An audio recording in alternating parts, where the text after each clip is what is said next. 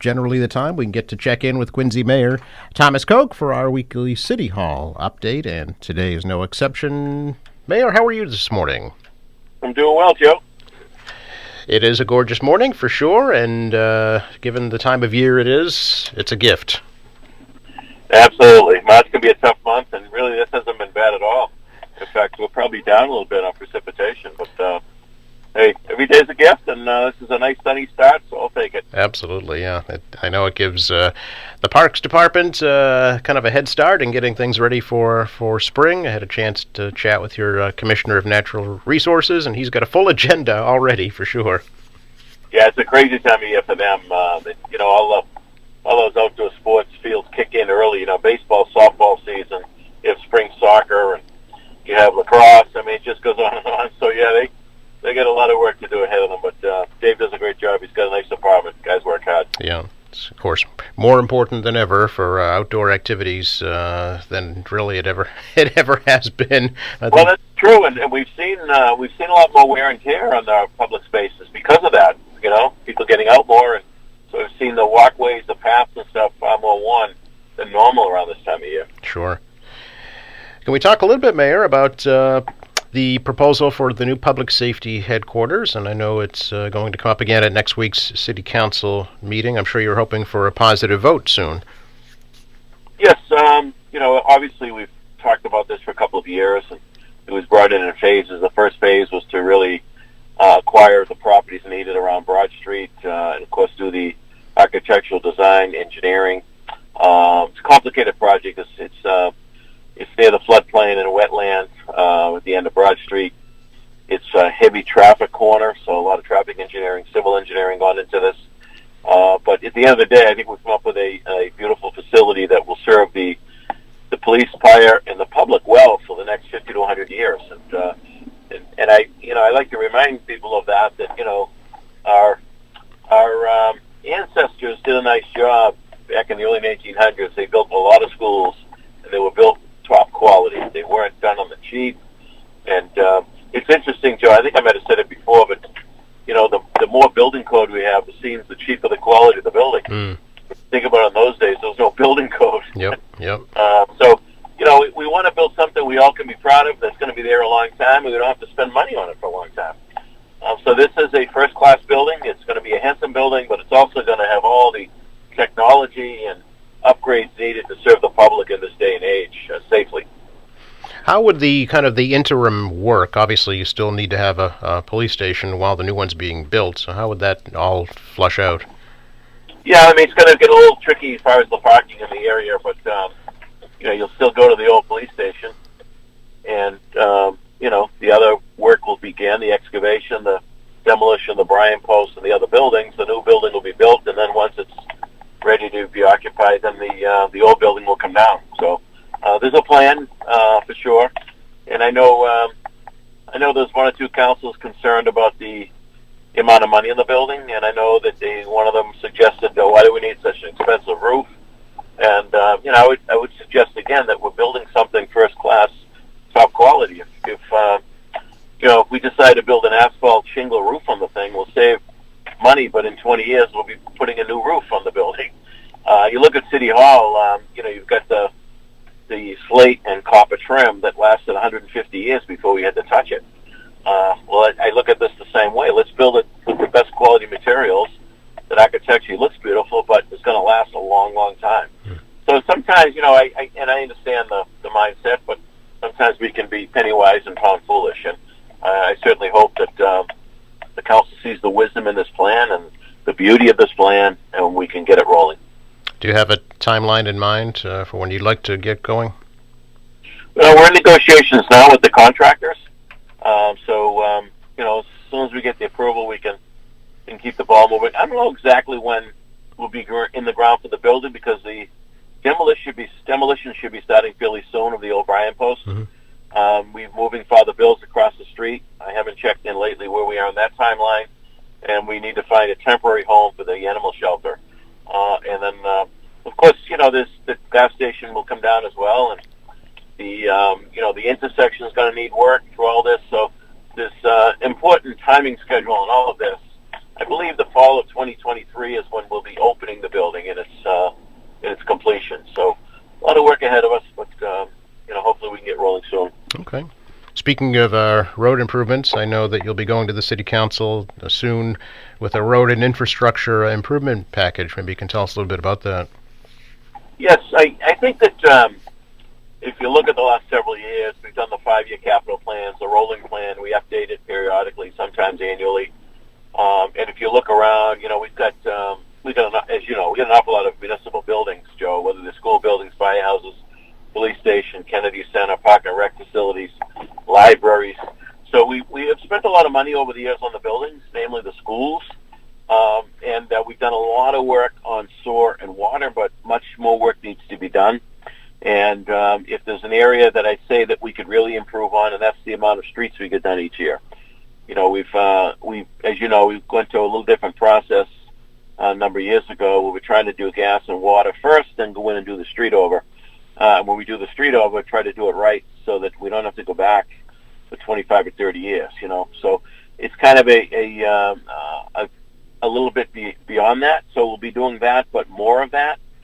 So we're looking at getting the council to approve some bonding in that regard. I'm sure there's going to be more building work that needs attention.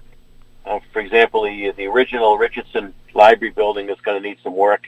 I know the addition's magnificent, but the old structure is going to need some work. And, there'll be more work needed on a lot of the buildings, but we're going to emphasize a little bit more of this around for the next couple of years, major work on our roads throughout the city. I think we've done some good stuff, but a lot more needs to be done, and I'd like to accelerate that time frame of getting it done. So that's kind of the idea behind this one. Do you have a cost on that? I don't have it off the top of my head. I know that we've been working on it. How much can we physically get done each year? Whether the money's there or not, physically how much can you get done? There's only so many contractors, and you only shut so many streets down at a time. So that's got to be weighed as well. But you're probably in the vicinity of 50 to 100 million over the next 5 to 10 years. So it sounds like a lot of money, and it is. But when you spread it out over the next 5 to 10 years, it's not a lot of money. And of course, we augment it with the Chapter 90 funding that we get from the state, which is for roads.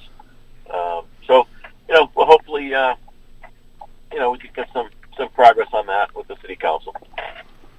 Can we talk a little bit, Mayor, about, I believe you'll be meeting with the retirement board soon to talk about your pension obligation proposal.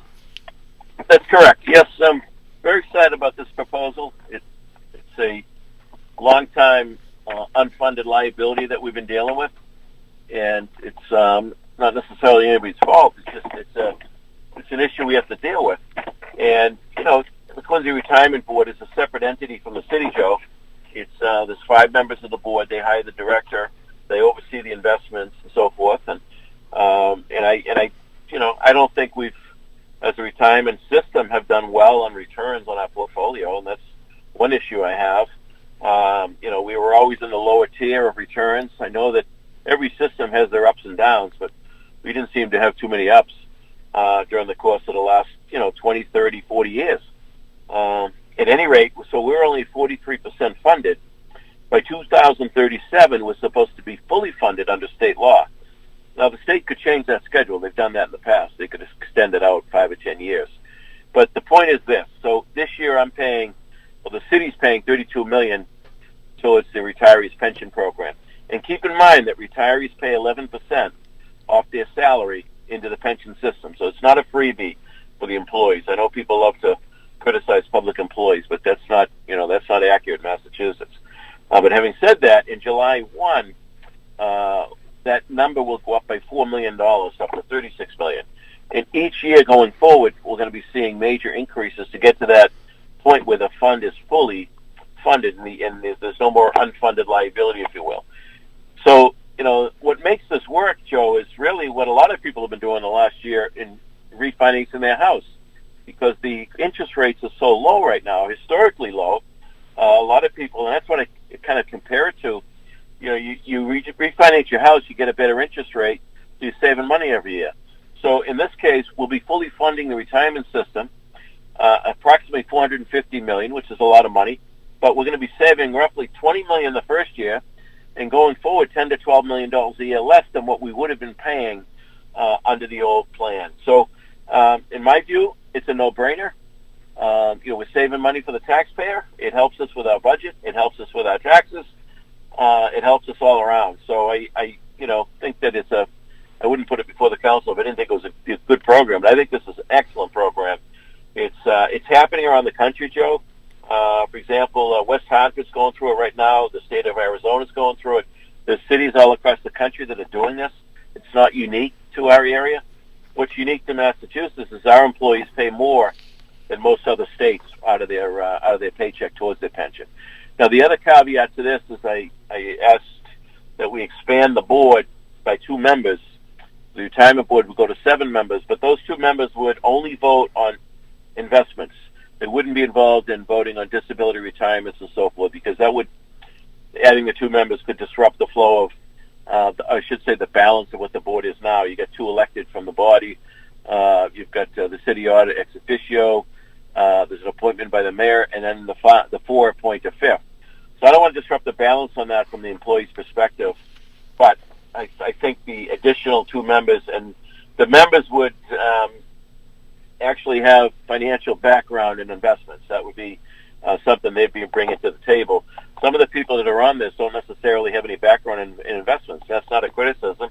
It's just a reality. So I want to ensure that the money we're investing is invested appropriately, and we're getting good return on those investments. So that's kind of it in a nutshell.